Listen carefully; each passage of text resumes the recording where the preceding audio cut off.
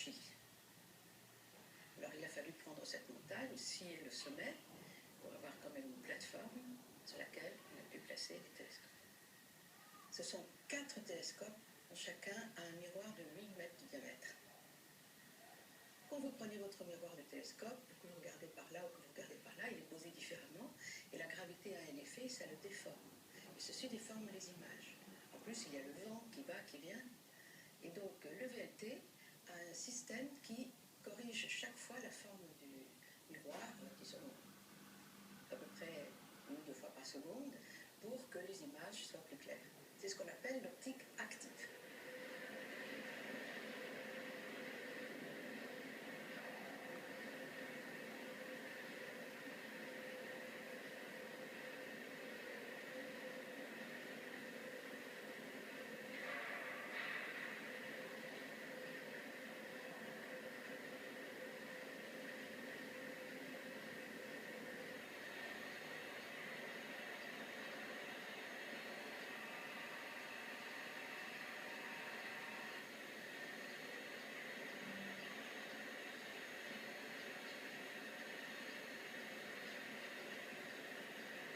L'optique active, ça vous corrige du vent, de la gravité, etc.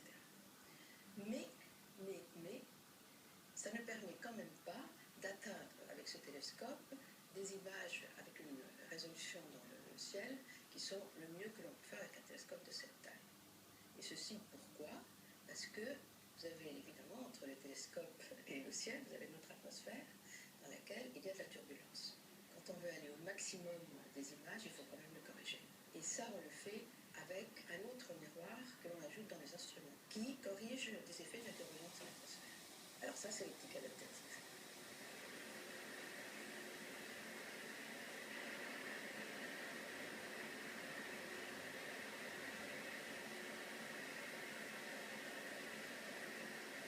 On peut mettre l'œil à ce télescope pour regarder le ciel. Galilée mettait l'œil au télescope pour une bonne et simple raison, c'est qu'il n'avait pas de plaque photographique, pas de détecteur photoélectrique de lumière, comme nos modernes caméras ou appareils photographiques, et que l'œil, par ailleurs, est un outil extraordinairement sensible pour détecter la lumière.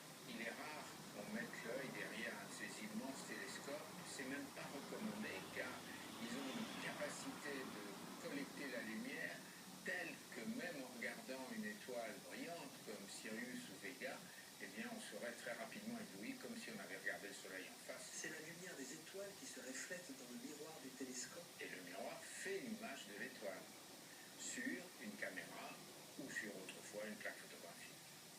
On peut dire qu'un télescope n'est rien d'autre qu'un gigantesque appareil photographique.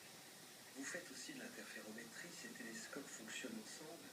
Quand on fait l'interférométrie, on peut avoir jusqu'à 4 télescopes en même temps qui regardent la même chose, et on mène le signal qui est reçu par chacun des télescopes, on le transporte dans un tunnel qui est comme un petit train électrique absolument idéal, parce qu'il faut que tout ceci soit plat avec une précision totalement diabolique, de façon à ce que le signal sur chacun des télescopes arrive exactement en phase à l'endroit où vous avez l'instrument. Donc l'instrument, il y en a un seul qui reçoit la lumière des télescopes, et vous déplacez des petits miroirs pour rallonger ou raccourcir le parcours de la lumière de l'un ou l'autre télescope.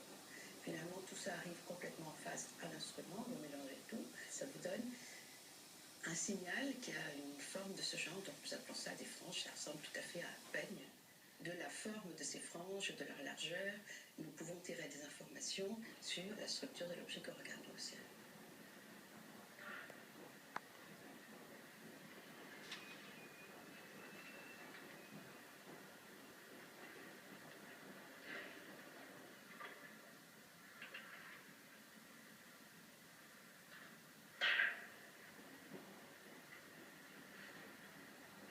Lorsqu'on a pu installer un instrument avec optique adaptative, le premier essai a été fait pour poursuivre un programme qu'un groupe allemand faisait déjà depuis une dizaine d'années, qui était de suivre en détail le parcours d'étoiles qui sont très proches du centre de notre galaxie. Il s'agissait de savoir qu'est-ce qu'il y a au centre de notre galaxie. On sait qu'il y a une très importante source d'ondes radio. plus tard, on a vu qu'il y avait aussi des émissions de haute énergie, donc on pense probablement c'est un trou noir auprès duquel une accélération de particules. Enfin, probablement, mais sait-on jamais. Donc, première chose, c'est de déterminer une masse. Et comment on détermine une masse en astrophysique? Eh bien, en regardant ce qui tourne autour. Vous avez l'orbite de quelque chose qui tourne autour d'un autre objet, et ça vous permet de connaître la masse de l'objet central. Et une étoile qui venait, qui suivait depuis longtemps, et qui avait fait comme ça, comme ça, comme ça, puis ils l'ont perdu de vue quelque temps, ils l'ont trouvée là. Elle avait juste fait le tour. Elle était passée par le périgée, comme nous disons, et en fait, du coup, on pouvait voir que le foyer autour de laquelle elle tournait était là. Elle n'était qu'à 17 heures-lumière de l'étoile que l'on voyait, ce qui est une distance vraiment très très faible. C'est 3 fois la distance entre la Terre et Pluton. Donc là, nous parlons du centre de la galaxie avec des dimensions du système solaire.